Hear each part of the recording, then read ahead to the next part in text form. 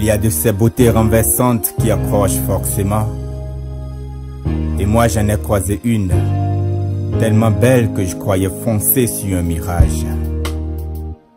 Et honnêtement, ces instants je les voulais éternels.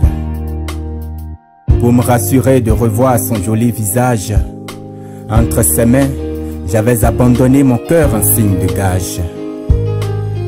Pareille étoile, je devais l'apprivoiser, peu importe les années-lumière à parcourir. Petit à petit, j'ai étendu ma toile pour la conquérir. J'ai même retenu son prénom. Elle s'appelait Béatitude. Mais franchement, sous cet tendre regard, j'ai découvert un nombre incalculable d'incertitudes. J'ai commencé à me méfier de la vieille institution. Les choses se sont empirées. Je crois même que j'en ai finalement perdu la raison. Le mariage pour moi n'était plus qu'une question de sélection. On ne vit pas d'amour et d'eau fraîche. Autant jeter son encre en eau poissonneuse. Pêcher une riche héritière et naviguer très loin des eaux périlleuses. Je ne m'inquiétais plus pour ce qui m'attendait devant. Pour ma propre gouverne, je l'avais même fourré au placard, ce fameux accord des parents. Je veillais surtout à ne pas sceller mon propre sort. Si je ne la trouve pas dans l'église, j'irai la chercher dehors.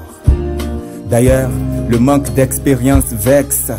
Mariage ou pas, je m'étais juré de goûter au sexe. Et sans le savoir, mes principes avaient radicalement bifurqué. Ne pas épouser Béatitude m'avait complètement dévasté. Mais je ne savais pas que moi aussi je dirais un jour que de l'échec on apprend toujours. Non, je ne savais pas qu'une rupture pouvait ainsi redresser mes rétroviseurs.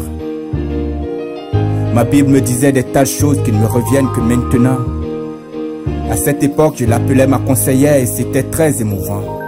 C'était cool, c'était génial, je vous donne quelques détails. Elle me disait que ma femme vaut plus que des perles. Et qu'à côté d'elle, je me sentirais comme Adam dans les bras de sa Ève. Une belle Ève qui nage à l'antipode des querelles. Une magnifique créature à savourer semaine après semaine.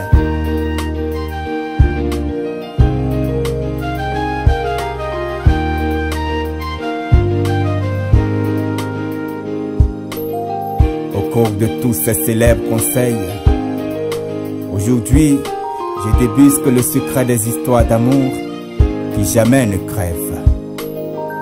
C'est que loin des célèbres chapitres et des briefings bibliques, aucune aventure ne peut être réellement solide.